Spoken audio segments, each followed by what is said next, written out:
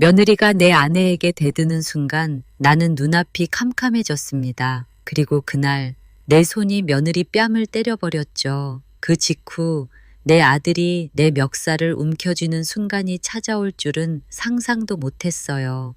안녕하세요. 이 사연은 실제 있었던 이야기를 각색하였습니다. 좋아요와 구독, 알림 설정 부탁드립니다. 재미있는 사연 만들 수 있는 큰 힘이 됩니다. 감사합니다. 저는 김영수라고 합니다. 제 이야기를 들어주세요. 그날 저녁은 오랜만에 가족이 다 함께 모인 자리였어요. 아내 박정희는 새벽같이 일어나 장을 보고 땀 흘려가며 저녁상을 차렸습니다. 구수한 된장찌개, 노릇하게 구운 고등어, 손주 민재가 좋아하는 계란말이까지 한가득 올려놨지요. 아이고, 엄마가 고생 많이 했네. 나는 그렇게 말하며 젓가락을 들었는데 며느리 이수진의 얼굴은 벌써부터 굳어 있더군요. 숟가락을 몇 번 뜨다 말고 입을 삐죽 내밀며 불만을 터뜨렸습니다. 어머니, 또 생선이에요? 솔직히 이런 밥상은 좀 지겹네요. 집도 답답하고 냄새까지 나니까 올 때마다 힘들어요.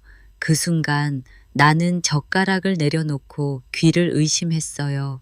아내는 머쓱한 듯 웃으며 대꾸했습니다. 아이고 미안하다. 네 좋아하는 고기 반찬도 했는데 급하게 차리다 보니 그러네. 하지만 수지는 시선을 돌리며 피식 웃었습니다. 고기 몇 점 놓은 걸 반찬이라고 하나요? 솔직히 우리도 바쁘고 힘든데 여기 오면 괜히 더 지쳐요. 정희의 눈빛이 순간 흔들리며 젓가락이 덜컥 떨어지더군요. 나는 그 모습을 보는 순간 가슴 깊은 곳에서 무언가 끊어졌습니다. 이수진, 네가 지금 누구한테 그따위 말을 하는 거야. 내 목소리가 거실을 울렸죠. 하지만 수지는 눈 하나 깜짝하지 않고 나를 똑바로 쳐다보더군요. 아버님, 제가 틀린 말 했나요? 그냥 솔직하게 말한 건데요. 제가 왜 눈치만 보며 살아야 되죠? 그 태도에 피가 거꾸로 솟구쳤습니다. 나는 벌떡 일어나 그녀 앞으로 다가갔고 순간 내 손이 허공을 가르며 내려앉았습니다. 짝 순간 공기가 얼어붙었어요. 수지는 충격을 받은 듯 뺨을 감싸쥐고 나를 노려봤습니다. 정희는 입을 틀어막고 여보 왜 그래 그러지 마 라며 눈물이 맺히더라고요. 그런데 그 직후 더 큰 충격이 터졌습니다. 아들 도현이 벌떡 일어나 내 멱살을 움켜쥔 겁니다. 아버지, 지금 뭐 하신 겁니까? 어떻게 내 아내를 때릴 수 있어요? 숨이 턱 막히고 목이 죄어들었습니다. 도현의 눈빛은 불타오르는 분노로 가득 차 있었죠. 나는 믿을 수 없다는 듯 그 얼굴을 바라보며 속으로 중얼거렸습니다. 내가 평생을 바쳐 키운 아들이 나를 향해 멱살을 잡을 줄이야. 정희는 울며 두 사람 사이에 끼어들려 했지만 도현은 손을 놓지 않았습니다. 그 옆에서 수지는 눈물을 뚝뚝 흘리며 여보 됐어. 아버님이 원래 나 싫어하시잖아. 그냥 내가 참을게 라고 말했어요. 하지만 나는 봤습니다. 그녀의 눈동자 깊숙이 번뜩이는 미묘한 미소를. 그건 피해자가 아니라 승리자가 지어 보이는 웃음이었죠. 내 목은 아들의 손에 갇혀 숨이 막혔고 가슴 속에서는 분노와 배신이 뒤엉켜 소용돌이쳤습니다. 그 순간 나는 깨달았습니다. 이 집은 이제 무너지고 있구나. 도현의 소나기는 내 목을 거칠게 조여왔습니다. 숨이 턱 막히고 가슴이 답답하게 쿵쾅거렸지요. 나는 힘겹게 그의 손을 밀쳐내며 소리쳤습니다. 도현아, 이놈, 네가 지금 무슨 짓을 하는지 알고 그러는 거냐. 하지만 도현은 물러서지 않았습니다. 아버지야말로 무슨 짓을 하신 겁니까? 내 아내를 때리다니 제정신이세요? 옆에서 정희가 울부짖으며 아들의 팔을 붙잡았습니다. 얘야, 제발 그만해라. 네 아버지 숨 막혀 죽겠다. 그제야 도현의 소나기가 조금 느슨해졌고 나는 겨우 숨을 몰아쉴 수 있었죠. 하지만 그의 눈빛은 여전히 차갑고 날카로웠습니다. 그 옆에서 이수지는 눈물을 글썽이며 떨리는 목소리로 말했어요. 여보, 괜찮아. 아버님이 원래 나 싫어하시잖아. 그냥 내가 참을게. 말은 겸손하게 했지만 그 눈빛은 분명히 비웃음을 품고 있었죠. 마치 봐라, 결국 내 말대로 흘러가지 않느냐 하는 듯 했어요. 그 미묘한 미소가 내 가슴을 찢어발기는 것 같았습니다. 그날 저녁 집안은 완전히 뒤집혔습니다. 민재는 겁에 질려 울음을 그치지 않았고 정희는 손으로 얼굴을 가리며 흐느꼈습니다. 도현은 수진을 감싸 안은 채 방문을 쾅 닫아버렸습니다. 나는 소파에 주저앉아 두 손을 부르르 떨며 한참 동안 멍하니 앉아 있었지요. 이게 우리 집의 현실인가? 내 아들이 내 아내 앞에서 내 멱살을 잡다니 자괴감과 배신감이 뒤섞여 속이 뒤집히는 듯 했어요. 다음 날 아침 정희는 퉁퉁 부은 눈으로 내 앞에 앉았습니다. 여보, 제발 그만합시다. 내가 다 참을게. 그냥 웃으며 넘어가면 되잖소. 나는 고개를 저었습니다. 정희야, 언제까지 참을 거야? 어제처럼 당하고도 또 모른 척해야 한단 말이오. 당신이 참으면 저 사람들은 우리가 끝없이 물러난다고 생각할 거다.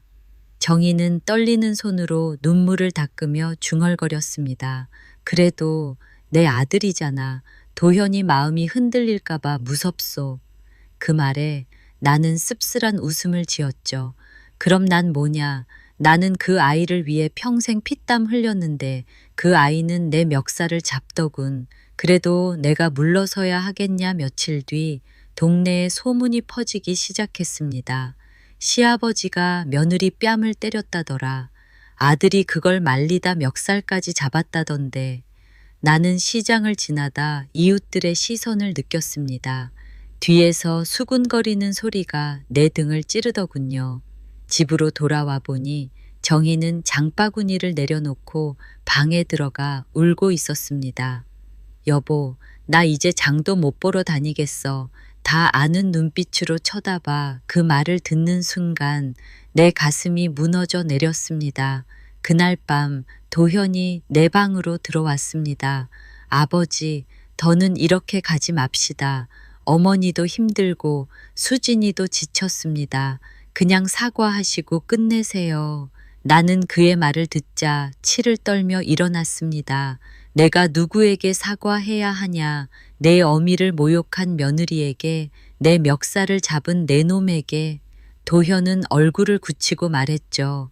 아버지는 항상 자기 합리화만 하세요. 수진이가 힘들다고 말한 게 그렇게 큰 잘못입니까? 그걸로 여자를 때렸어요. 그게 아버지입니까? 그 말은 내 심장을 찔렀습니다. 내가 목숨처럼 키운 아들이 나를 그렇게 단정하더군요. 며칠 뒤 정희가 결국 쓰러졌습니다. 심한 두통과 고혈압이 겹쳐 병원으로 실려갔습니다. 의사는 고개를 저으며 말했습니다. 심한 스트레스가 원인입니다. 절대 무리하게 하면 안 됩니다. 침대에 누운 정희는 내 손을 꼭 잡고 중얼거렸습니다. 여보, 난 괜찮소. 제발 당신만은 버티오. 내가 무너져도 당신만은 흔들리지 마오. 나는 눈물이 차올라 대답했지요. 정희야, 이제는 내가 널 지켜줄 거다. 두고 봐라. 더는 저 사람들이 멋대로 하게 두지 않겠어. 며칠 뒤 현관 앞에 낯선 봉투가 놓여 있었습니다. 열어보니 재산 분할 협의서였어요. 도현 이름으로 되어 있었고 수진의 송을씨가 빼곡히 적혀 있었습니다. 집 한 채, 생활비 매월 500만 원이라고 적혀 있었지요. 나는 이를 악물며 봉투를 쥐었습니다. 좋다. 법으로 나오겠다면 나도 법으로 맞서주지. 그날 밤 나는 낡은 수첩을 꺼내 들고 전화기를 들었습니다. 오래전 인연이었던 변호사에게 전화를 걸었죠. 변호사, 나 김영수요. 도와주시오. 이번만큼은 내가 절대 물러서지 않겠네. 그 순간 내 안에서 묘하게 차가운 결심이 차올랐습니다. 가슴은 여전히 무겁고 쓰라렸지만 한편으로는 이상하게도 가벼워지기도 했습니다. 이제는 참는 게 아니라 맞설 때가 왔다고 느꼈거든요. 며칠 뒤 집으로 다시 등기 우편이 도착했습니다. 봉투를 열자 재산 분할 청구 사전 통지서라는 글자가 눈에 들어왔습니다. 나는 종이를 쥔 손이 덜덜 떨렸습니다. 정희야, 봐라. 결국 소송까지 하겠단다. 병상에서 겨우 일어난 정희는 종이를 읽다 말고 가슴을 부여잡았습니다. 이젠 정말 끝까지 가려는 거구나. 우리 아들이 우리를 법정에 세우겠다니. 그녀의 목소리는 분노보다 슬픔으로 가득했지요. 나는 조용히 아내의 손을 잡고 말했습니다. 걱정 마. 이번엔 내가 앞장선다. 더는 당신이 눈물 흘리게 두지 않겠다. 며칠 뒤 저녁 도현이 방에서 나와 내 앞에 앉았습니다. 그의 표정은 이미 결정을 굳힌 듯 단단했습니다. 아버지, 저희가 요구하는 건 무리한 게 아닙니다. 집 한 채와 매달 일정 금액, 그 정도는 해주셔야 하지 않습니까? 나는 벌떡 일어나 소리쳤습니다. 무리한 게 아니라고. 내 어미가 병원에 누워있는 걸 똑똑히 봤을 텐데도 내 입에서 그런 말이 나오냐? 네가 인간이냐? 도현은 눈을 피하지 않았습니다. 어머니가 힘든 건 알지만 우리도 가정을 지켜야 합니다. 아버지는 늘 어머니만 챙기셨지. 저는 늘 뒷전이었잖아요. 이제 제 차례입니다. 그 말은 마치 오래된 상처를 꺼내는 듯 했어요. 그러나 그것은 상처가 아니라 핑계였습니다. 나는 이를 갈며 대답했죠. 네가 말하는 가정을 지킨다는 게 부모를 법정에 세우는 거냐? 그게 효도냐? 도현의 얼굴이 굳어졌습니다. 그리고는 아무 말 없이 방문을 닫아버렸습니다. 며칠 뒤 수지는 노골적으로 태도를 바꿨습니다. 거실에서 민재를 무릎에 앉힌 채 나를 똑바로 바라봤습니다. 아버님, 애가 커가면서 점점 집이 좁다고 불평해요. 그래서 이번에 아파트로 옮기려 해요. 그러니 전세 자금은 꼭 지원해 주셔야겠어요. 정희가 그 말을 듣는 순간 눈물을 터뜨렸습니다. 네가 어떻게 그런 말을 내뱉을 수 있니? 네 시어머니가 병원에 누워 있는데 돈 얘기부터 꺼내? 수지는 태연하게 웃으며 대꾸했습니다. 어머니, 전 솔직할 뿐이에요. 우리가 살아야 어르신들께도 효도할 수 있죠. 효도라는 말이 그 입에서 나오자 나는 주먹을 움켜쥐었습니다. 수진아, 효도라는 건 부모를 법정에 세우는 게 아니야. 그건 탐욕이지. 그녀의 눈빛이 순간 흔들렸지만 곧 다시 가면을 썼습니다. 저는 제 가족을 위해 싸우는 것뿐이에요. 며칠 후 정희가 잠시 집으로 돌아왔을 때였습니다. 민재가 할머니 품에 안기며 조용히 속삭였습니다. 할머니, 엄마가 할아버지는 나쁜 사람이라고 했어. 그래서 내가 어린이집에서 말했더니 선생님이 놀라시더라. 정희의 얼굴이 순간 창백해졌습니다. 나는 그 말을 듣는 순간 머릿속이 새하얘졌습니다.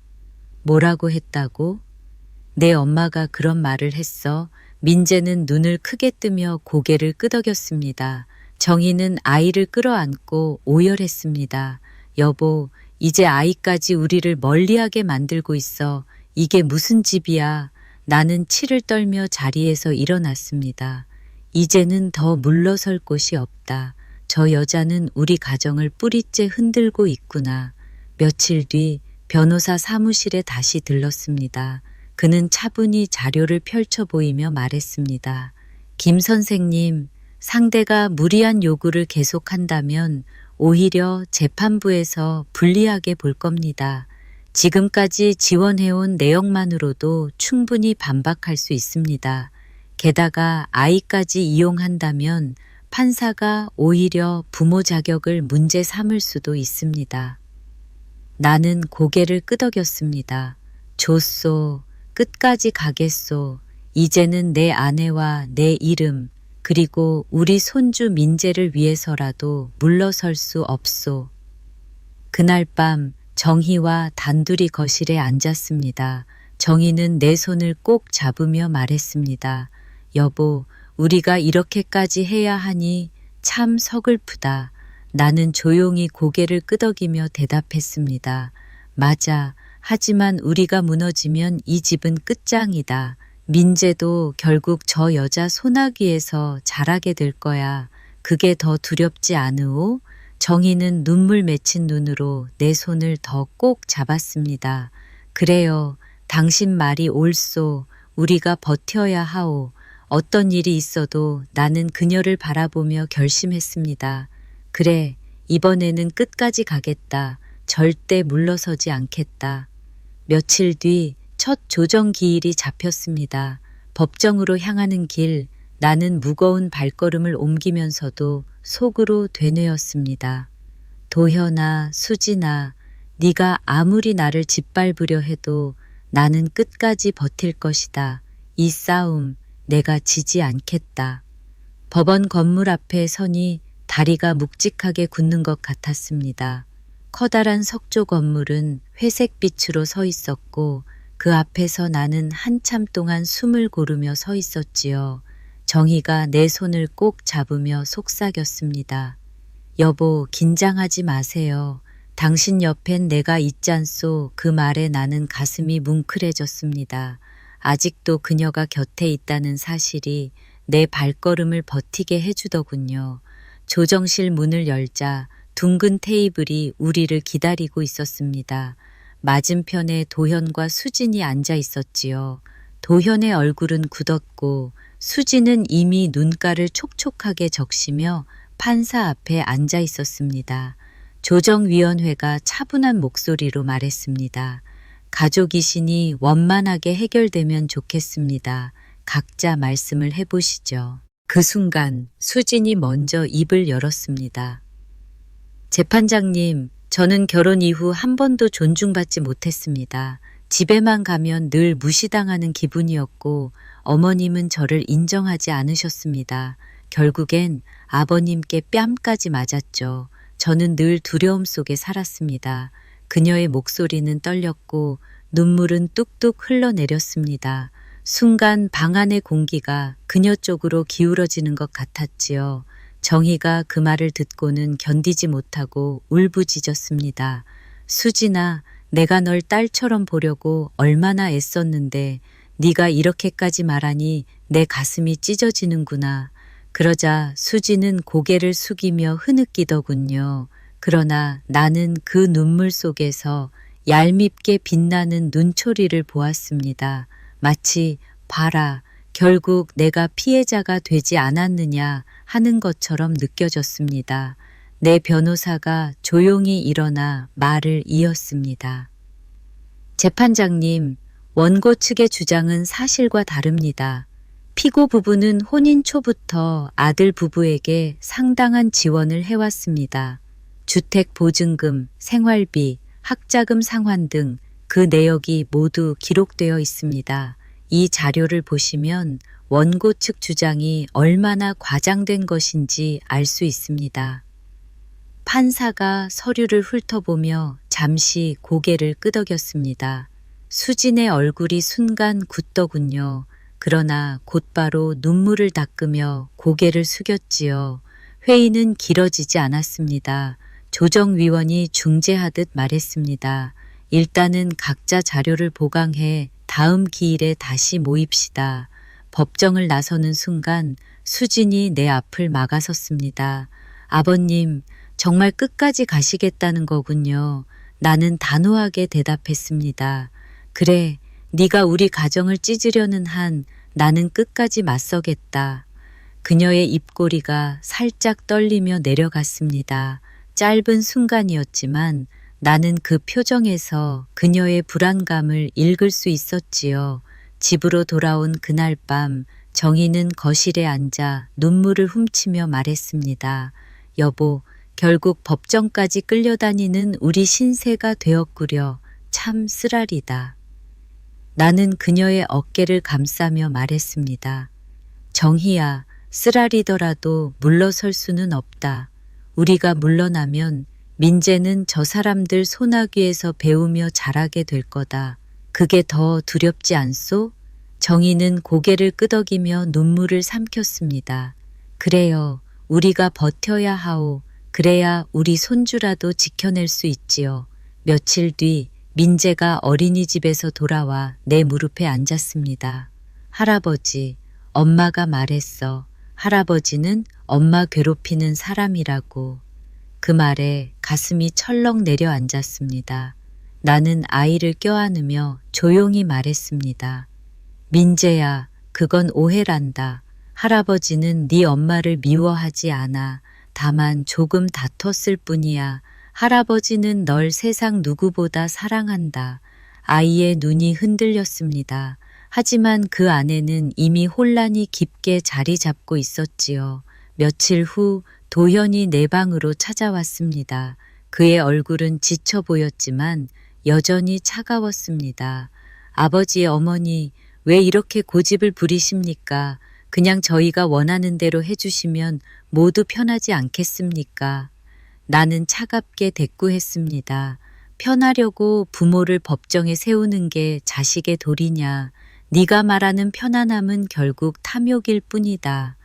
도현은 잠시 주저하다가 고개를 돌리고 방을 나갔습니다. 그 뒷모습을 바라보며 나는 참담한 심정을 억누를 수 없었습니다. 내 아들이 저토록 멀리 가버렸구나. 그러나 한편으로는 분명히 느꼈습니다.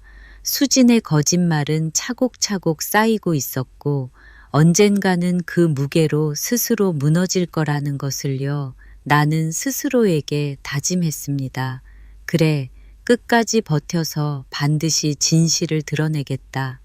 밤이 깊어가는데도 거실식의 초침 소리가 유난히 컸습니다. 탁탁탁. 나는 낡은 서랍을 통째로 꺼내 식탁에 올려놓았죠. 노랗게 바랜 영수증, 대출 상환 확인서, 결혼 축의금 정산표, 전세 보증금 이체 내역, 종이 냄새가 습기와 뒤섞여 쌉싸름하게 올라오더군요.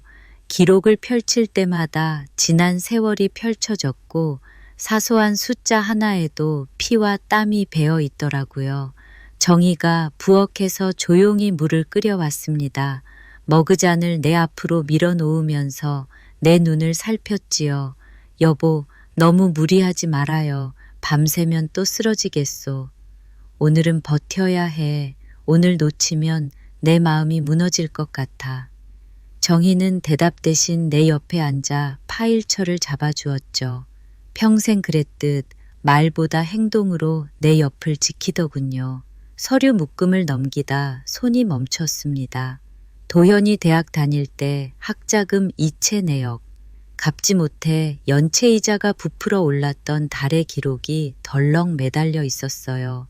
그날 밤 공장에서 잔업을 나가던 길, 허리 통증을 참아가며 외상 진통제를 맞던 기억이 같이 떠오르더군요. 그때 참 젊었지. 젊고 어리석었고 그래서 더 악착 같았지. 정희가 고개를 끄덕였습니다. 그 덕에 여기까지 왔잖소. 그랬으니 지금도 버티는 거지요. 휴대폰이 책상 위에서 진동했습니다. 변호사에게서 메시지가 왔더군요. 내일 오전 자료 일부만 정리해도 충분합니다. 지속적 지원과 혼인 후 독립불능 두 축으로 구조화합시다. 나는 간단히 답장을 보냈죠. 알겠소. 새벽에 더 묶어서 가져가겠소. 문자창을 닫으려는 순간 도현에게서 메시지가 왔습니다. 아버지, 내일 저녁에 시간 좀 내요. 마지막으로 이야기해 봅시다. 마지막. 그 단어가 짙게 번졌습니다. 협박처럼 들리기도 했고 구원의 끈처럼 보이기도 했습니다. 나는 아주 짧게 답했지요. 그래, 저녁 7시 집에서 보자. 다음 날 변호사 사무실, 흰 형광등 아래 우리가 묶어온 파일철이 탁자 위에 착착 쌓였습니다. 변호사가 장갑을 끼듯 조심스레 장을 넘겼죠. 좋습니다. 숫자가 말해요. 감정은 재판부를 흔들지 못해도 숫자와 시간은 흔듭니다. 수지는 계속 울 거야. 도현도 그 옆에서 고개를 끄덕이겠지. 그래서 증거가 필요합니다. 오늘부터 대화 방식도 바꾸세요. 재산 양육 거주 문제는 문자와 이메일로만, 감정 섞인 고성은 금물입니다. 상대의 폭력 프레임에 걸리면 모든 게 뒤집혀요. 나는 고개를 끄덕였죠. 그럼 오늘 저녁 도현이와의 대화도 녹취가 되나? 선언하세요. 녹음하겠다고 알리고 시작하세요. 숨기지 말고요. 공정하게 가는 게 선생님 편입니다. 사무실을 나오며 겨울빛 하늘을 올려다봤습니다. 흰 구름 가장자리가 칼날처럼 날카로웠고 내 마음도 그에 맞춰 서걱서걱 갈라지는 듯했죠. 하지만 이상하게도 길이 보이더군요. 이성을 붙잡고 가면 이 싸움은 버틸 수 있겠다 싶었어요. 집으로 돌아오니 수진이 먼저 기다리고 있었습니다. 거실 소파 끝에 다리를 꼬고 앉아 있었고 민재는 맞은편 바닥에 장난감을 늘어놓고 놀고 있었죠. 아버님, 오늘도 변호사 만나고 오셨군요. 그래, 이제는 네가 즐기던 장면도 내가 기록할 거다. 그녀가 어깨를 으쓱하며 웃었습니다. 기록은 저도 자신 있어요. 시대가 바뀌었잖아요. 나는 더 말하지 않았습니다. 말싸움은 그녀의 무대였고 나는 그 무대에서 박수칠 생각이 없었죠. 부엌에서 정희가 끓인 미역국 냄새가 은은히 번졌습니다. 그 냄새를 맡자 마음 한쪽이 순간 와르르 무너지려다 곧 다시 서더군요. 살아온 세월의 냄새였고 우리가 지켜야 할 집의 냄새였으니까요. 저녁 7시 도현이 들어왔습니다. 현관문을 닫는 소리가 예전보다 무겁게 들렸어요. 얼굴은 야위어 있었고 눈 밑에 다크서클이 깊게 패여 있더군요. 아버지, 앉아라. 나는 핸드폰을 책상 위에 올려놓으며 말했습니다.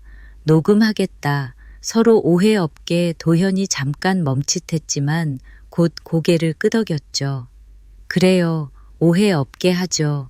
우리는 식탁 모서리를 사이에 두고 마주 앉았습니다. 수지는 민재를 데리고 방으로 들어갔고 문틈 아래로 줄무늬 같은 거실 불빛이 흘렀습니다. 도현아, 네, 어머니가 병원에 누웠다. 그걸 보고도 네가 서류를 들이밀었지.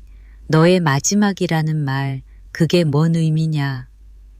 도현은 잠시 눈을 감았다 뜨고는 숨을 고르며 말을 이었습니다. 아버지, 저도 지쳤어요. 회사에서도 버티기 힘든데 집에 오면 또 전쟁이에요. 수진이와 어머니는 안 맞아요. 그 사실을 더 미루면 우리 가정이 무너집니다. 전세 자금이든 뭐든 지금 딱 끊어서 정리해야 해요. 끊는 건 좋다. 근데 왜 우리가 내야 하냐. 평생 부모 밑에서 큰 대가 없이 자란 사람은 없잖아요. 그 한마디에 피가 거꾸로 솟았습니다. 대가?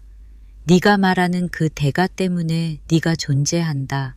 우리는 계산서를 내밀지 않았다. 그런데 네가 먼저 계산서를 들고 와서 부모 값을 매기더라. 도현의 목젖이 살짝 흔들렸습니다. 그럼에도 그는 끝까지 눈을 피하지 않았죠. 아버지, 전 제 가족을 지키려는 겁니다. 내가 지키는 건 우리 집의 마지막 선이다. 너도 언젠가 알겠지. 선이 무너지면 사람은 사람이 아니게 된단다. 그때 방문이 열리고 수진이 고개를 내밀었습니다. 여보, 민재 잠들었어. 오래 걸려? 조금만. 수지는 나를 힐끗 보더니 짧게 웃고는 문을 닫았습니다. 그 웃음이 오래된 금속처럼 서늘했어요. 대화가 끝날 무렵 도현이 낮게 말했습니다. 아버지, 재판 오래 끌면 어머니만 더 힘들어져요. 알아. 그래서 숫자와 기록으로 끝낼 거다. 너희가 뭘 받아갈지보다 우리가 뭘 지킬지로 싸우려 한다. 도현은 자리에서 일어났습니다. 신발을 신으며 등 너머로 한마디를 던졌죠. 어릴 때 아버지가 자전거 잡아주던 날 기억나요. 그때는 뒤를 돌아보면 항상 아버지가 있었는데 문이 닫혔습니다. 말끝이 허공에 매달린 채 오래 흔들리더군요. 다음 날 변호사는 우리가 묶어온 표를 받아 엑셀로 재정리했습니다. 월별 지원, 특별 지출, 상환 내역, 원고 측 생활 수준 상승 지표까지. 명세서 옆에는 현금 출처를 소명하는 진술서 초안이 놓였고 나는 거기에 천천히 서명을 했지요. 이제 다음 기일에 과잉 요구와 부양 능력의 자초적 부족을 동시에 치겠습니다. 그리고 그가 고개를 들어 나를 봤습니다. 손주 문제는 별도입니다. 아이에게 영향이 가는 행동을 하거나 아이를 방패로 삼으면 바로 문제 삼겠습니다. 사무실을 나오는데 낯선 번호로 전화가 왔습니다. 여보세요. 거친 호흡 끝에 낮은 남자 목소리가 들렸죠. 아, 혹시 김영수 어르신 되십니까? 저는 수진 씨가 다니는 피트니스 센터 트레이너, 아니 예전 트레이너지요. 예전? 네, 이상한 말일 수 있는데요. 원래 이런 전화 안 하는데 마음이 걸려서요. 수진 씨가 예전에 회원권을 우리 센터 5명 이름으로 끊었거든요. 비용은 한 번에 결제했고요. 결제자 명의가 김도현으로 되어 있었어요. 순간 머릿속이 번쩍했습니다. 5명? 네, 가족 회원권이면 이해하지만 남자 3명, 여자 2명이에요. 뭐 별일 아니라면 죄송합니다. 전 그냥 선생님 댁 얘기가 들려서 혹시라도 도움이 될까 해서. 통화가 끊겼습니다. 손바닥에 식은땀이 어릴 만큼 당혹스러웠지요. 쓸데없는 소문일 수도 있었고 우리 싸움에 끼어든 잡음일 수도 있었습니다. 하지만 마음 한쪽에 걸리는 갈고리 같은 느낌이 사라지지 않더군요. 저녁 집에서 조용히 카드를 뒤졌습니다. 도현이 내 이름으로 열어둔 가족카드 부속이 하나 있었거든요. 명세서를 뽑아보니 낯선 결제기가 간헐적으로 찍혀 있었어요. 날짜는 민재병원비가 나간 날과 묘하게 겹치기도 했고 수진이 스트레스로 요가 갔다던 날과도 맞물리더군요. 정희야, 왜요? 이거 혹시 이상한 냄새 안 나? 정희는 조심스레 명세서를 훑었습니다. 난 카드 쪽은 잘 모르겠소. 하지만 느낌이 불길하네. 우리는 바로 변호사에게 자료를 보냈습니다. 그는 즉시 회신했죠. 카드는 직접 증거가 어렵습니다. 다만 생활 수준 변화와 지출 패턴의 불합리성으로 압박은 가능합니다. 너무 앞서지 말고 차분히 묵읍시다. 그날 밤 수진이 늦게 들어왔습니다. 현관 불빛 아래서 입술에 반짝이는 립글로스를 문질러 닦더군요. 퇴근이 늦네. 내가 말하자 그녀는 고개를 갸웃했습니다. 요가 다녀왔어요. 요즘은 건강이 재산이잖아요. 그래, 건강이 재산이지. 다만 재산이 건강을 좀 잡아먹는 날도 있더라. 수진이 실눈으로 나를 쳐다봤습니다. 그 눈빛은 짧게 흔들렸지만 이내 평온한 표정으로 돌아오더군요. 아버님은 참 말이 늘 그럴싸하네요. 며칠 뒤 어린이집에서 연락이 왔습니다. 민재가 또래와 다투다가 우리 엄마는 거짓말 안 해라며 울부짖었는데 그 과정에서 할아버지는 나쁜 사람이라 반복했다더군요. 선생님은 조심스럽게 부탁했습니다. 가정 내에서 표현을 조금만 완화해 주실 수 있을까요? 아이가 아주 혼란스러워해요. 전화를 끊고 한동안 말이 나오지 않았습니다. 소파 팔걸이를 잡은 손이 저릿저릿해지더군요. 그때 정희가 내 옆에 앉아 말했죠. 여보, 민재부터 건져야겠소. 어른 싸움은 우리 몫이지만 아이 영혼은 지금 상처가 깊어지고 있어요. 알아. 그래서 더 서둘러야 해. 끝장을 내야 아이가 잠들 수 있지. 나는 휴대전화를 열고 아주 짧은 문장을 입력했습니다. 도현과 수진에게 동시에 보냈죠. 아이 앞에서 서로를 깎아내리는 말 금지, 어기면 즉시 법원에 의견서 제출, 수진의 답장은 곧장 도착했습니다. 협박하세요. 나는 다시 썼어요. 경고가 아니라 기준이다. 아이를 지키겠다는 기준. 도현에게도 답이 왔습니다. 알겠어요. 노력하겠습니다. 그 글자를 보는데 묘하게 허탈하더군요. 노력이라니. 부모 노릇은 노력의 문제가 아니라 결심의 문제였는데 말입니다. 다음 조정 기일. 복도 벤치에 앉아 기다리는데 멀리서 수진이 누군가와 낮은 목소리로 통화하는 모습이 보였습니다. 응, 오늘도 울면 돼.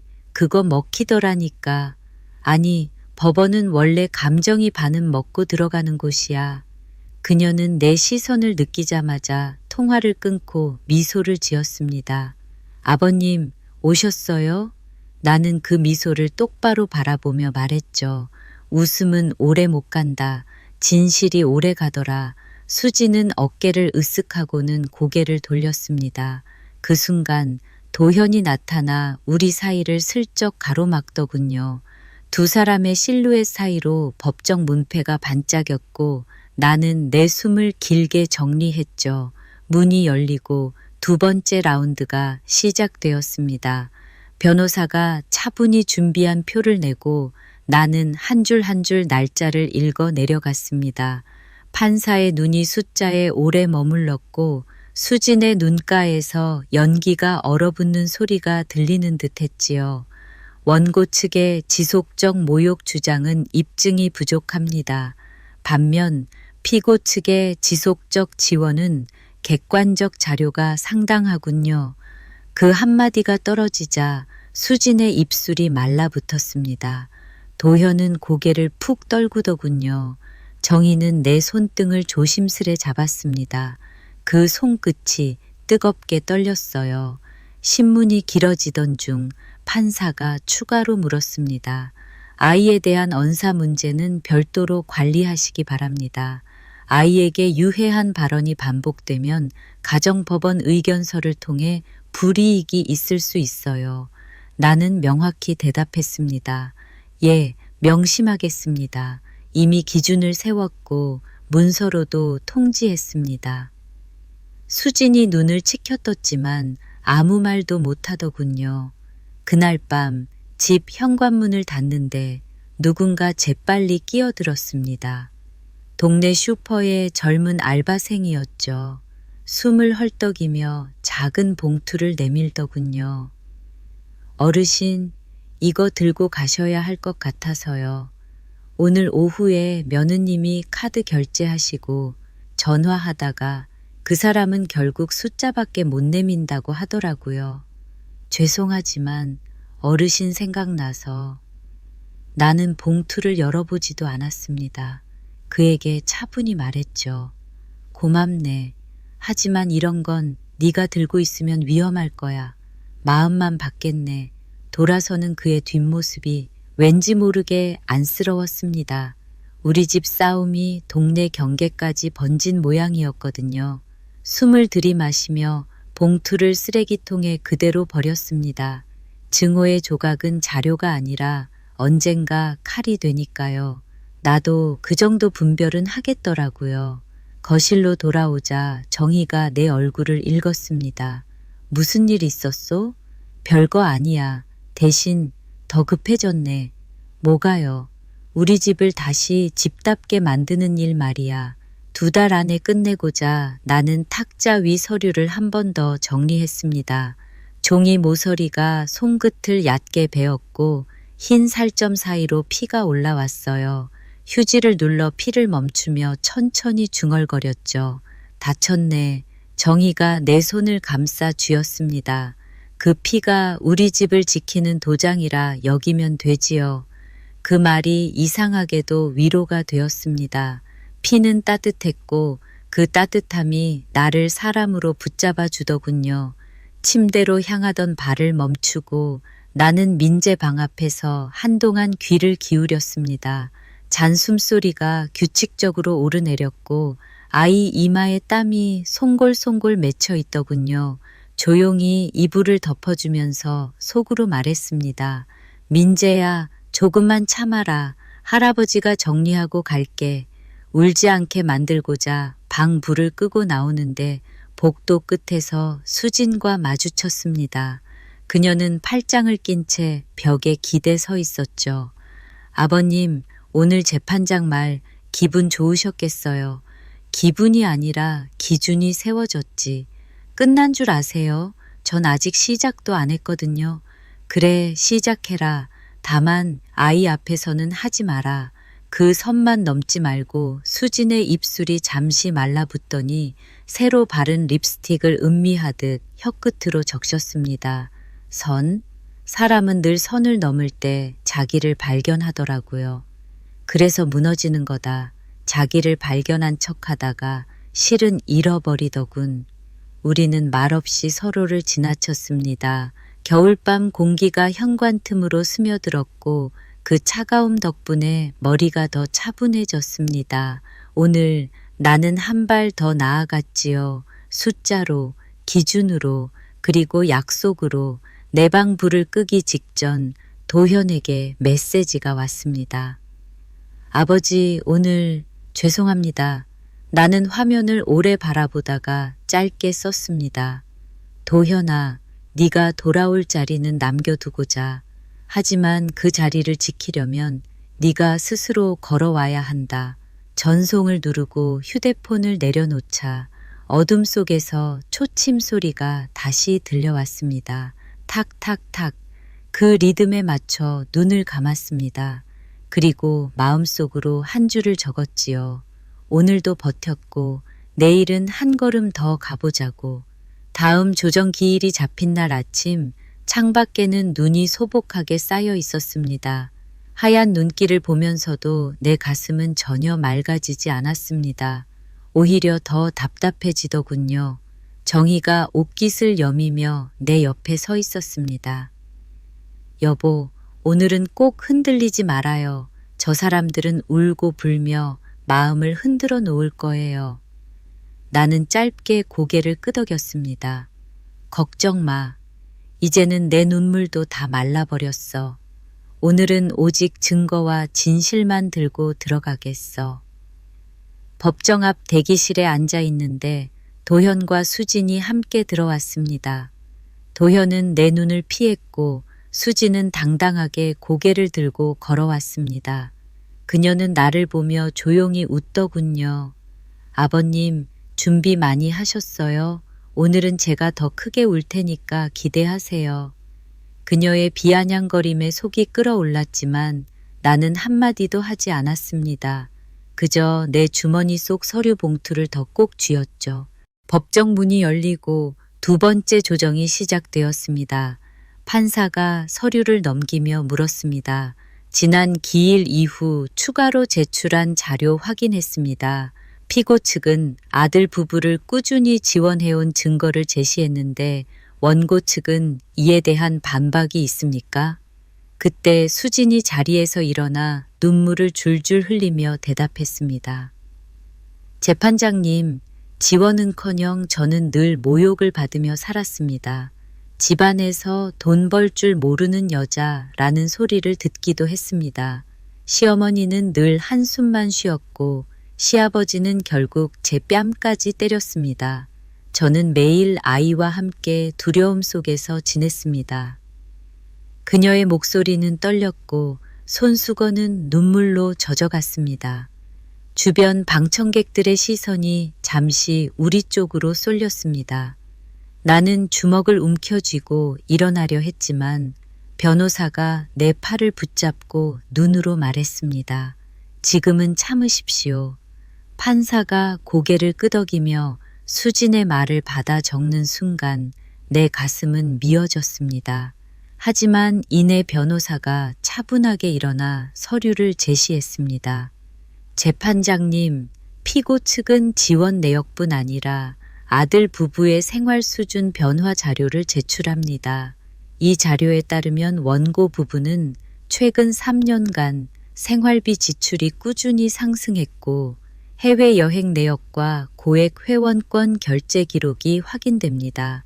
이는 경제적으로 궁핍하다는 원고 측 주장과 상반됩니다. 판사가 눈썹을 치켜들었습니다. 회원권 결제 기록이라 원고 측은 이에 대해 설명할 수 있습니까? 수진의 얼굴이 순간 굳어졌습니다. 그러나 그녀는 곧바로 눈물을 닦으며 목소리를 높였습니다. 그건 다 제가 스트레스를 해소하려고 잠깐 다닌 겁니다. 시댁에서 받은 상처가 너무 커서. 말끝이 떨렸지만 나는 분명히 보았습니다. 그녀의 눈동자가 흔들리고 있음을. 도현은 그 순간에도 말이 없었습니다. 나는 그를 똑바로 바라봤습니다. 도현아, 내 눈으로 다 보고 있지 않냐? 이게 진실이냐? 도현은 잠시 입술을 깨물다 고개를 돌렸습니다. 그 뒷모습이 그렇게도 초라해 보이더군요. 판사가 조정안을 제시했습니다. 양측이 원하는 바가 너무 달라 합의는 쉽지 않겠습니다. 다음 기일에 다시 심리하겠습니다. 우리는 그렇게 또다시 법정을 나왔습니다.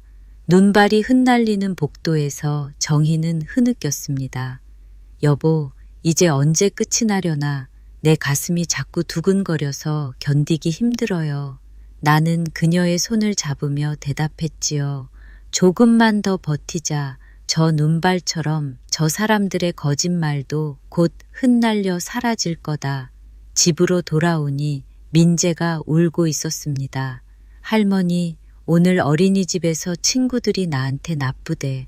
할아버지가 나쁜 사람이라고. 나 싫다고 했어. 정희가 아이를 끌어안고 목 놓아 울었습니다. 세상에, 여보, 아이까지 이렇게 상처받고 있어요. 나는 민재의 머리를 쓰다듬으며 조용히 말했습니다.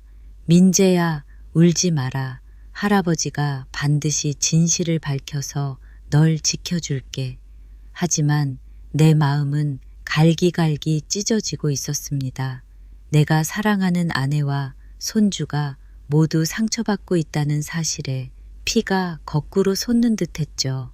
그날 밤 도현이 술에 취한 채 집에 들어왔습니다.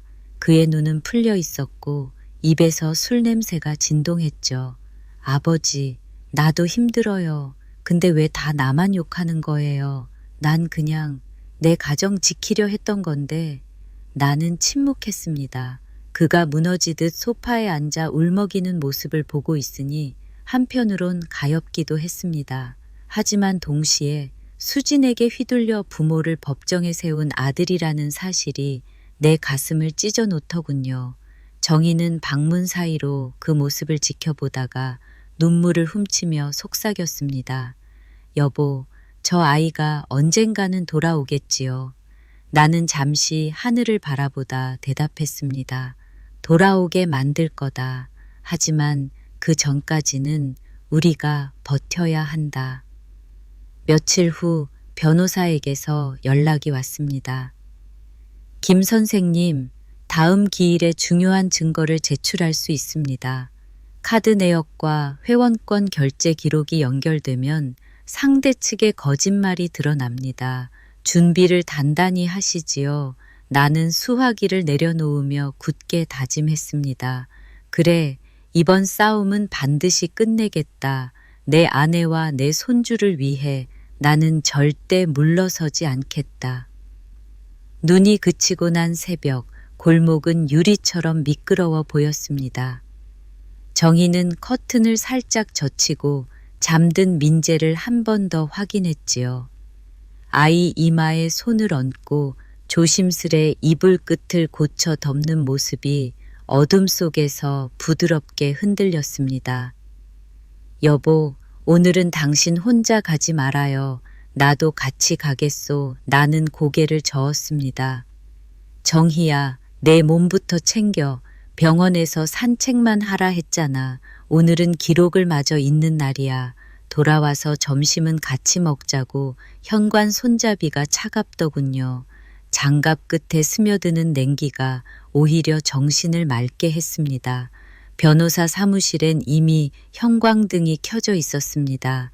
그는 컵에 티백을 담그며 말했다군요. 오늘 목표는 연결입니다. 카드 내역, 회원권, 현금 흐름, 생활 수준, 4개 점을 한 줄로 묶으면 재판부가 고개를 듭니다. 목줄이 아니라 줄자였으면 좋겠군. 길이를 정확히 재고 싶어서 그가 웃더니 봉투 하나를 꺼냈습니다. 제보가 하나 더 들어왔습니다. 우리가 직접 요청한 건 아니고요. 예전 피트니스 센터 트레이너가 일지를 내놨어요. 고객 프로그램 변경 기록에 김도현 결제 사인이 5번, 수진 씨 본인 외에 타인 3명이 포함돼 있다는 메모도 있습니다. 나는 숨을 삼켰지요.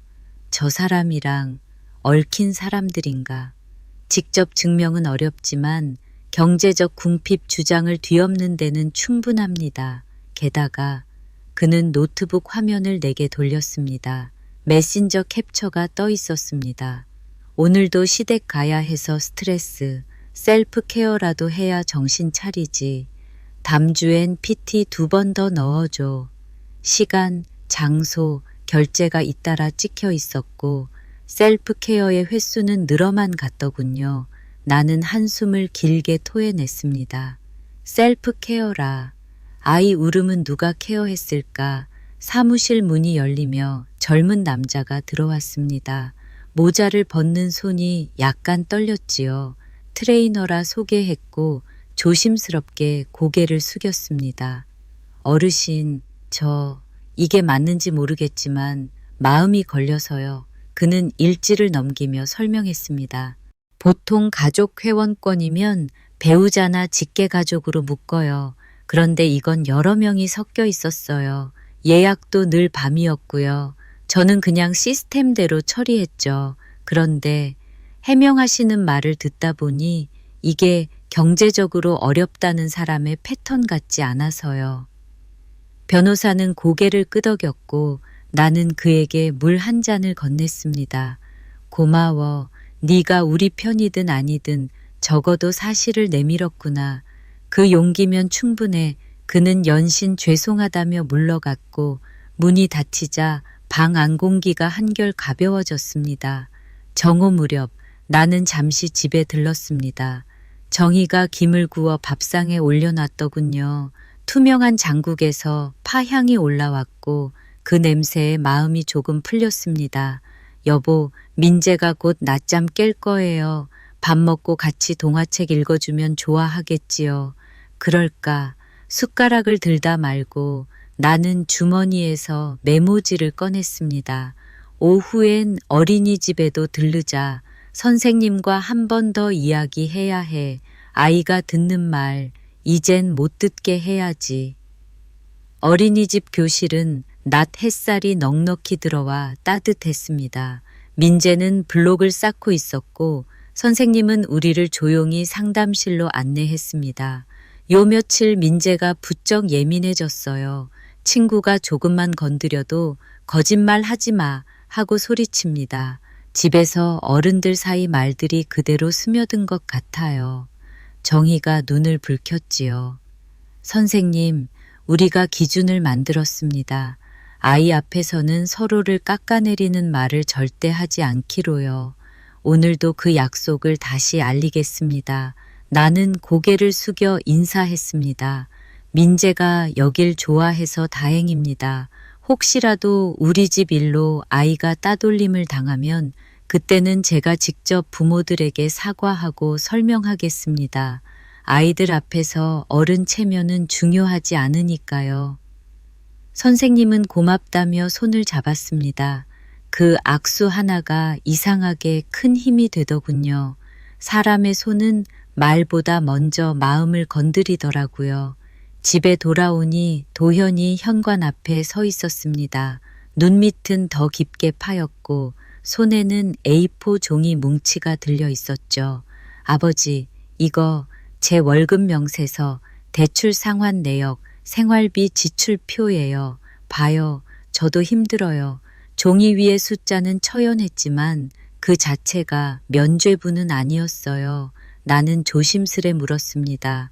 수진의 카드 사용 내역은? 도현은 눈을 피했습니다. 그건 서로 합의한 거예요. 스트레스도 많고 민재가 밤마다 울던 날에 찍힌 결제가 있다.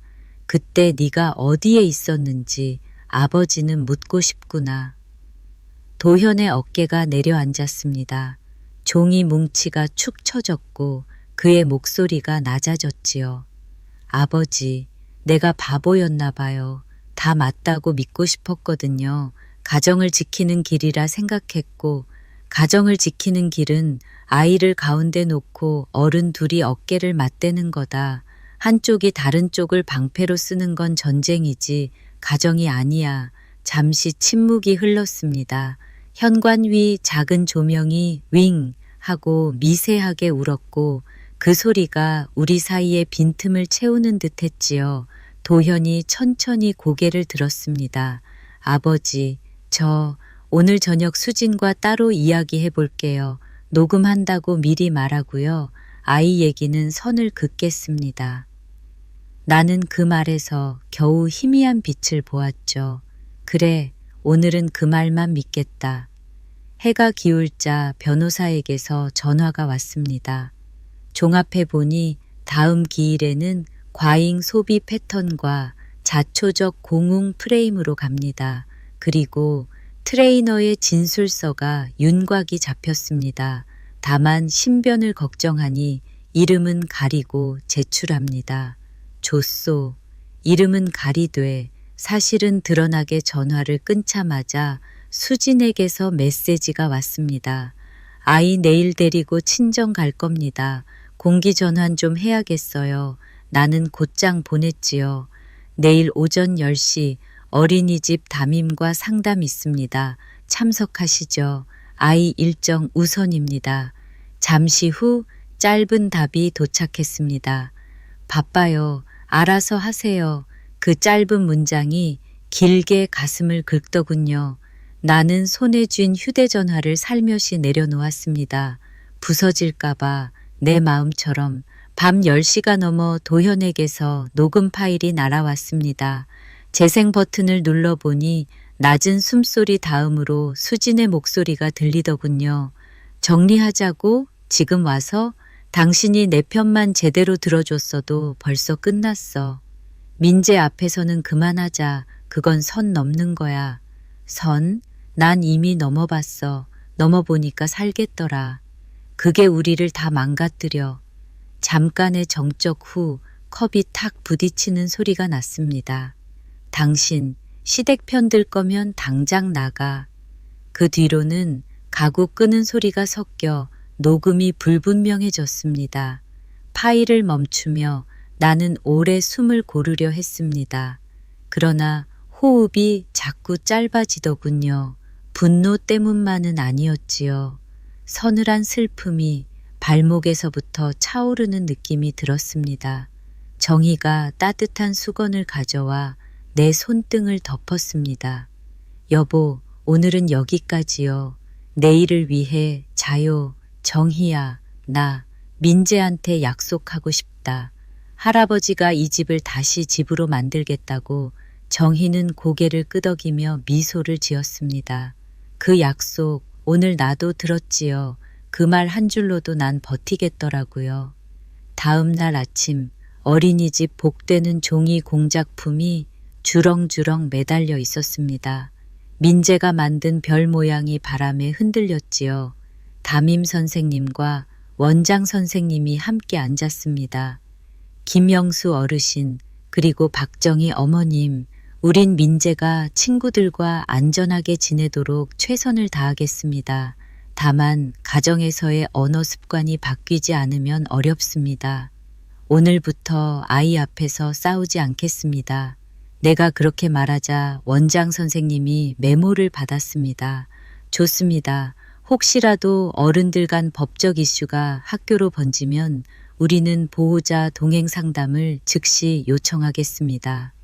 회의를 마치고 나오는 길 나는 민재의 별을 살짝 만졌습니다. 종이의 거친 감촉이 손끝에 얇게 남았고 그 작은 별이 어쩌면 우리에게 남은 마지막 천장일지도 모른다는 생각이 들더군요.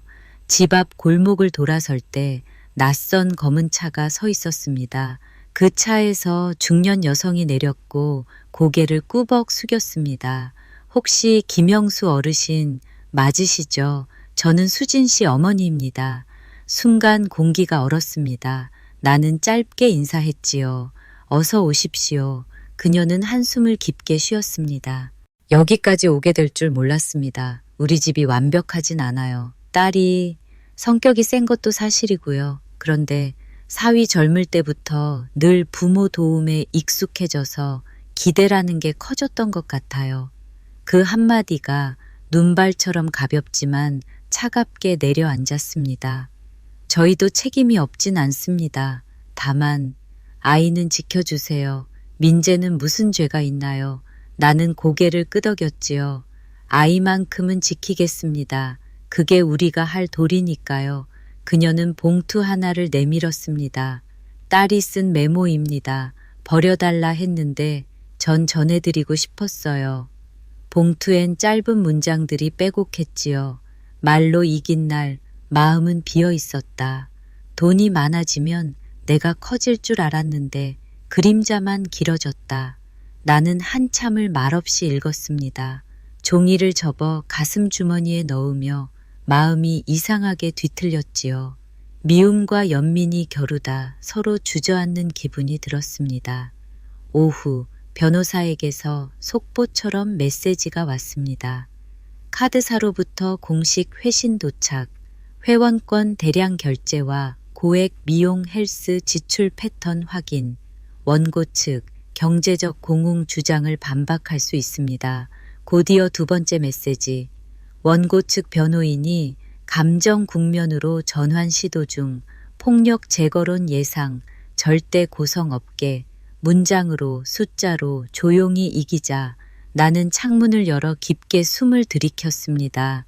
겨울 끝의 바람이 집 앞먼지를 흔들어냈고 내 머릿속 어지러움도 조금 떠났습니다.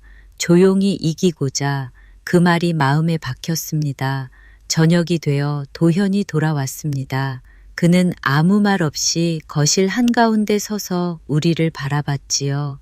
아버지, 어머니, 오늘 수진과 얘기했습니다. 정희가 떨리는 손으로 컵을 내주었습니다. 그래, 앉아서 말해라. 도현은 한 모금 물을 마시더니 낮은 목소리로 이었습니다. 내가 많이 틀렸습니다. 아버지를 향해 달려들던 그날부터 내 안에 무언가가 무너졌어요. 오늘 민재 앞에서는 선을 넘지 않겠다고 약속받았습니다. 대신 그가 고개를 들었습니다. 눈가가 붉었습니다. 대신 제가 더 이상 부모님을 법정에서 모욕하지 않겠다고 제가 먼저 약속하겠습니다. 정희가 흐느꼈지요. 얘야. 나는 조용히 고개를 끄덕였습니다. 기쁨이라 하기엔 길이 멀었고 위로라 하기엔 상처가 깊었습니다. 하지만 한 걸음은 분명히 앞으로 나갔습니다. 도현아, 오늘 내 말을 믿고자. 내일은 더 긴 말을 듣게 해다오. 밤이 깊어가고 나는 민재방 문틀에 기대었습니다. 아이는 고른 숨을 쉬었고 장난감 자동차 하나가 침대 끝에서 조용히 빛을 반사했지요. 민재야, 할아버지가 이 집의 바닥을 다시 단단히 고치고자. 내 속삭임이 어둠 속으로 스며들었습니다. 부엌 불을 끄고 거실에 앉자 초침 소리가 다시 또렷하게 들렸습니다.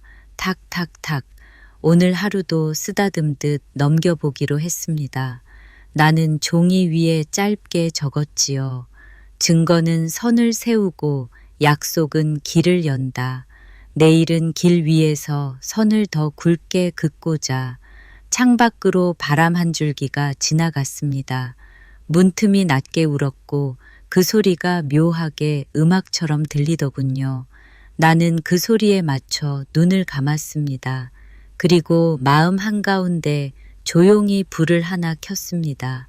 작지만 꺼지지 않는 불이었고 그 불이 우리 집을 다시 집답게 만들 작은 시작처럼 느껴졌습니다. 오늘은 그걸로 충분했지요. 내일은 한 걸음 더 내딛고자 아침 공기가 유리처럼 차가웠습니다.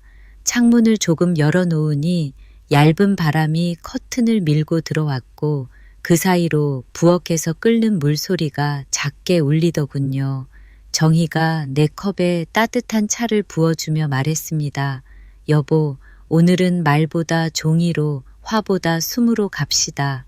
그래, 오늘은 숨이 이기게 두고자 내 말 끝이 유난히 낮게 깔렸습니다. 그 낮음이 오히려 좋았죠. 낮게 깔린 말이 오래 가더라고요. 법원 앞 흰 계단을 올라서는데 발밑에서 눈이 얇게 부서졌습니다. 도현이 조금 앞서 걷다 뒤를 돌아봤고 잠깐 눈이 마주치더군요. 그 눈에 어제와 다른 결이 있었어요. 죄책감만이 아니라 결정의 기미가 스쳤습니다. 수지는 여느 때처럼 당당했습니다. 코트를 여미며 나를 훑고 웃더군요. 아버님, 오늘도 숫자 갖고 오셨어요. 나는 굳이 대답하지 않았습니다. 웃음으로 겨루면 지고 침묵으로 버티면 이기더군요. 세 번째 조정은 지난번보다 무거웠습니다. 판사는 노트를 펼쳐놓고 양쪽 서류를 번갈아 들여다봤지요. 내 변호사가 먼저 자료를 올렸습니다. 피고 측 제출, 지속적 지원 명세 연도별, 원고 측 과다 지출 패턴 분석, 어린이집 상담 확인서, 아동 정서 보호 필요, 제3자 진술서, 회원권 결제 예약 패턴, 그리고 원고 측이 주장하는 경제적 공응의 모순을 입증하는 카드사 회신입니다. 판사의 메모가 잠시 멈췄습니다. 시선이 문서 위에 오래 머물렀고 손가락으로 어느 항목을 2번 톡톡 두드리더군요. 회원권 결제 답안, 고액 PT 패키지, 야간 예약 반복, 원고 측 설명 있습니까? 수진이 자리에서 일어났습니다. 손수건을 잡은 손이 또렷하게 떨리더군요. 재판장님, 저는 상처가 많았습니다. 밤이면 숨이 막혀서 운동이라도 하지 않으면 안 됐어요. 그건 제 생존이었어요. 말투는 절박했지만 눈빛은 계산을 놓지 않았습니다. 도현은 옆에서 고개를 숙였고 나는 그 뒷모습을 그냥 보고만 있었지요. 말이 더해질수록 진실이 멀어지는 날이 있더라고요. 판사가 고개를 들어 우리 모두를 훑었습니다.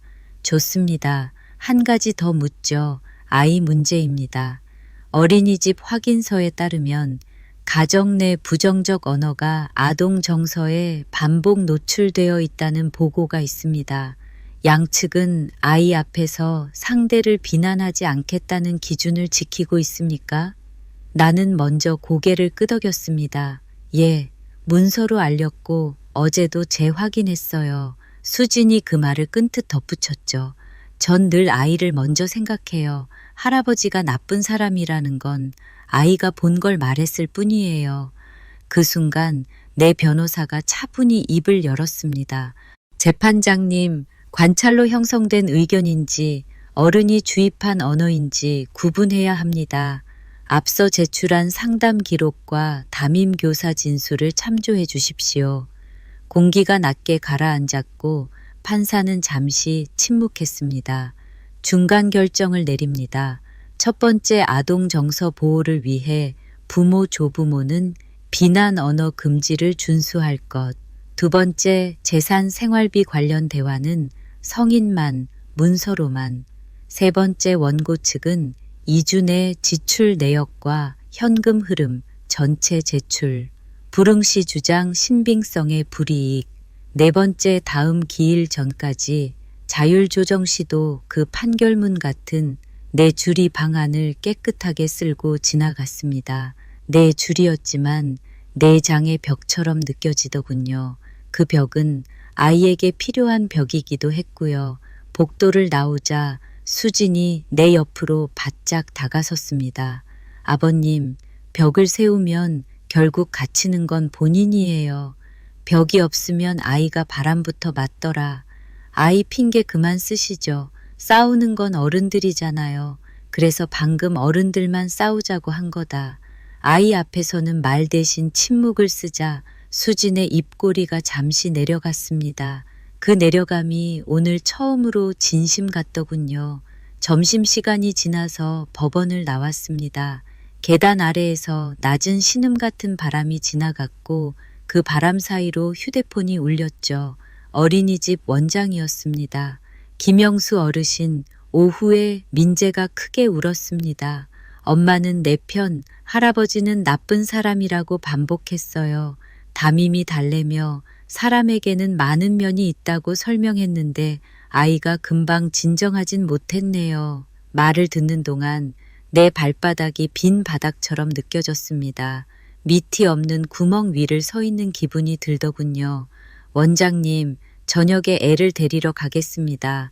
담임 선생님과 잠깐 더 이야기 나누지요. 집에 들러 정희를 데리고 어린이집으로 향했습니다. 민재는 눈이 벌겋게 부어 있었고 내 손을 잡으며 낮게 말했죠. 할아버지, 나 좋지? 그럼 우리 민재 제일이지. 그럼 엄마가 틀린 거야? 그 질문이 칼날 같았습니다. 칼날을 맨손으로 잡을 수는 없더라고요. 나는 잠시 숨을 고르고 아주 조심스럽게 답했습니다. 사람은 틀릴 때가 있어. 할아버지도, 엄마도, 아빠도. 그래서 약속이 필요하단다. 우리 서로 좋은 말만 쓰자. 알겠지? 민재가 고개를 끄덕였고 담임이 안도의 숨을 내쉬었습니다. 정희는 아이의 뒷머리를 천천히 쓰다듬었죠. 그 손끝이 기도처럼 보였어요. 저녁 무렵 도현이 문자를 보냈습니다. 아버지, 잠깐만 와주실 수 있어요? 집에서 보여드릴 게 있습니다. 나는 정희와 눈을 맞춘 뒤 잠깐 다녀오겠다 했습니다. 정희는 초조한 눈으로 내 외투를 여며주며 말했죠. 조심해서 다녀오세요. 너무 흔들지 말고, 너무 흔들리지 말고, 알았지. 오늘은 너무 없이 다녀오마. 도현 집은 서늘했습니다. 겨울 공기가 복도 아래로 고여 있다가 내 발걸음을 타고 따라오는 듯 했지요. 도현이 안방에서 작은 종이 상자 하나를 꺼냈습니다. 속에는 영수증 뭉치, 낯선 명함 몇 장, 그리고 얇은 스마트폰 하나가 들어있었죠. 벽장 깊숙이 있었습니다. 비번은 민재 생일. 우연히 눌러봤는데 열리더라고요. 그가 휴대폰을 건넸고 나는 조심스럽게 화면을 넘겼습니다. 메시지 앱에 익명 아이디들이 줄줄이 떠 있고 녹음 앱에 날짜별 파일이 늘어서 있더군요. 가장 최근 파일을 눌렀습니다. 민재야, 따라해봐. 할아버지는 나쁜 사람. 아이의 떨리는 목소리가 이어졌습니다. 할아버지는 나쁜 사람. 잘했어. 다시 조금 더 크게. 할아버지는 나쁜 사람. 파일이 끝나자 방 안 공기가 순식간에 바뀌었습니다. 고요가 아니라 진공처럼 모든 소리를 빨아들인 침묵이었죠. 내 손등을 타고 식은땀이 흘렀고 도현은 벽을 바라본 채 입술을 깨물더군요. 아버지, 제가 뭘 한 걸까요? 나는 대답 대신 의자에 깊게 앉아 눈을 감았습니다. 머릿속에서 초침 소리가 다시 또렷해지더군요. 탁탁탁. 모든 분노가 한 곳으로 몰려왔다가 다시 갈라져 나갔습니다. 분노로 아이를 지킬 수 없다는 걸 배웠거든요. 오늘은 분노보다 증거가, 절규보다 기준이 먼저였습니다. 나는 조용히 눈을 뜨고 도현을 보았습니다. 내일 변호사에게 보낸다. 원본 보관하고 사본만 제출하자. 그리고요? 민재 앞에서는 이 파일 얘기조차 하지 말자. 아이 귀를 먼저 막지 말고 아이 어깨를 먼저 덮어주자. 도현이 고개를 끄덕였습니다. 그 고개 끄덕임이 오늘 처음으로 사람 같았어요. 부끄러움을 안다는 건 아직 돌아올 길이 남았다는 뜻이더군요. 집으로 돌아오는 길, 골목 가로등이 눈 위에서 잔잔하게 떨렸습니다. 현관문을 열자 정희가 일어나 내 얼굴을 살피더군요. 무슨 일 있었소? 나는 잠깐 침묵하다가 조용히 대답했습니다. 있었지. 하지만 지금 말하면 우리가 무너질 거야. 내일 종이로 말하자 정희는 더 묻지 않았습니다. 대신 내 손을 잡아 자기 뺨에 대더군요. 그 온기가 내 심장에 층층이 쌓인 얼음을 조금씩 녹였어요. 여보, 당신 손이 아직 따뜻하네. 당신이 잡아줘서 그렇지. 우린 그렇게 말끝을 가볍게 올려놓고 잠깐 눈을 붙였죠.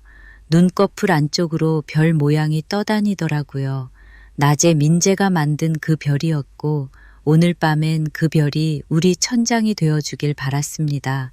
새벽녘 휴대폰이 진동했습니다. 변호사였습니다. 음성 파일 내일 아침 바로 감정 의뢰 넣겠습니다. 아이 코칭 정황이면 재판부 태도가 완전히 달라집니다.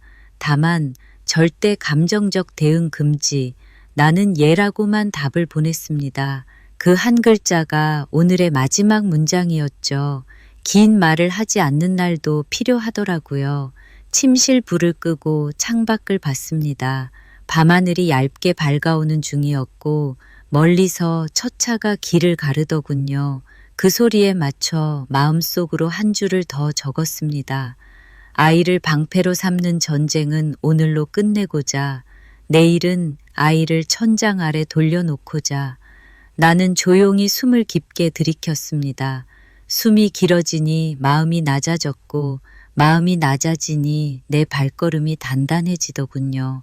오늘은 그렇게 마무리했어요. 아주 낮고 아주 단단하게. 아침 햇살이 유리창을 스칠 때 내 손에는 도현이 건넨 휴대폰이 쥐어져 있었습니다. 밤새 여러 번 파일을 재생했지만 들을 때마다 가슴이 찢겨 나갔습니다. 민재야, 따라해봐. 할아버지는 나쁜 사람. 아직도 귀에 맴도는 그 어린 목소리가 내 가슴을 도려내더군요. 정희는 부엌에 앉아 손수건을 쥐고 있었습니다. 손수건은 이미 눈물로 젖어 있었고 그녀의 목소리는 쉰 듯 떨렸습니다.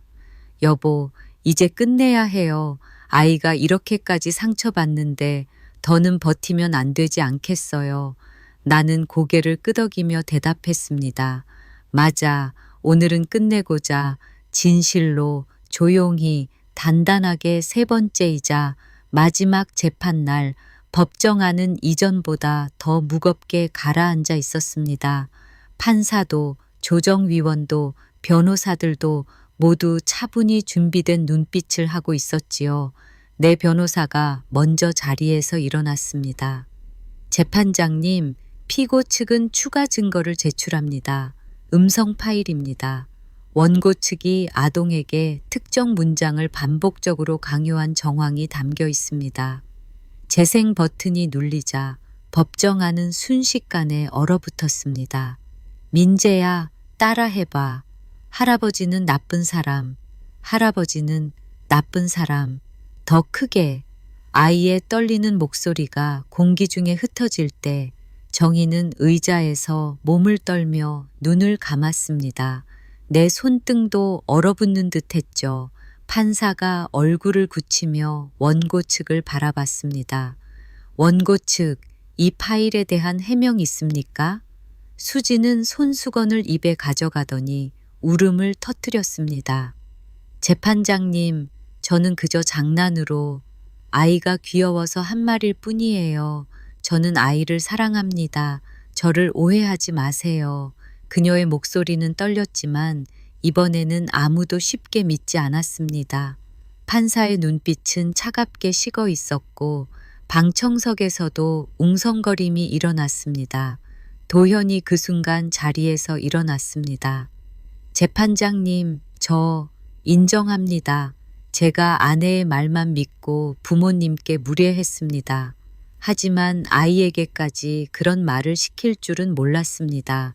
이건 용서받을 수 없는 짓입니다. 그의 목소리는 갈라졌고 눈빛은 눈물로 젖어 있었습니다. 나는 그의 뒷모습을 바라보며 오래된 그림자를 본 듯했습니다.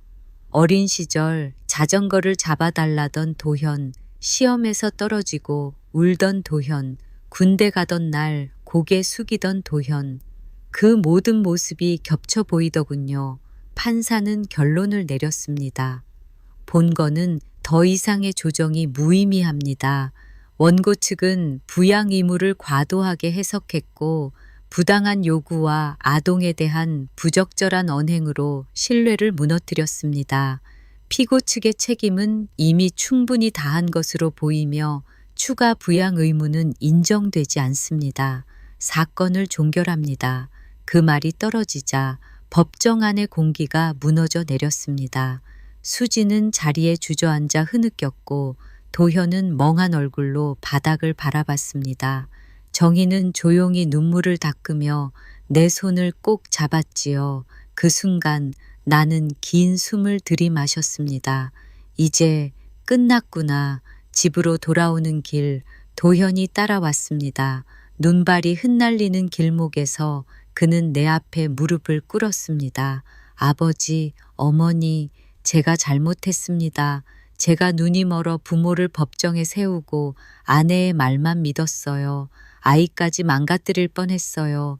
저를 용서하지 마십시오. 하지만 민재만은 지켜주세요. 정희가 울면서 아들을 일으켜 세웠습니다. 얘야, 부모가 자식을 어찌 끝내 미워하겠니? 다만 다시는 이런 일 없게 해다오. 나는 오래 침묵하다가 짧게 말했습니다. 도현아, 널 용서하진 못해도 널 버리진 않겠다. 네가 진심으로 변한다면 그 길은 남아있다. 그 말에 도현은 고개를 숙인 채 눈물을 뚝뚝 흘렸습니다. 며칠 뒤 민재와 함께 공원에 나갔습니다. 눈밭 위에 작은 발자국이 이어졌고 아이는 환하게 웃으며 내 손을 잡았습니다. 할아버지, 나 이제 알겠어. 할아버지는 나쁜 사람 아니야. 좋은 사람이야. 그 말에 눈물이 왈칵 솟구쳤지만 나는 꾹 참으며 웃었습니다. 그래 우리 민재, 할아버지는 언제나 내 편이지. 정희는 벤치에 앉아 그 모습을 지켜보다가 손수건으로 눈가를 훔쳤습니다. 여보, 우리 힘들었지만 그래도 살아남았네요. 나는 그녀 곁에 앉아 눈 덮인 나무를 바라보았습니다. 가지 위에 쌓인 눈이 무겁게 매달려 있었지만 결국 햇살이 비치면 녹아내리더군요. 그래, 고통도 결국 녹아내리겠지. 다만 그 자리에 남는 건 우리가 지켜낸 약속일 거야. 나는 오늘도 일기를 썼습니다. 우리는 쓰러졌고 다시 일어섰다. 미움도 있었고 연민도 있었지만 끝내 지켜낸 건 아이의 웃음이었다. 그 웃음 하나면 충분하다. 펜을 내려놓으니 창밖에서 민재의 웃음소리가 들렸습니다. 그 웃음은 여전히 맑고 투명했지요. 나는 눈을 감으며 조용히 다짐했습니다. 그래, 이제는 울음 대신 웃음을 남기고자, 오늘로써 이 싸움은 끝내고자.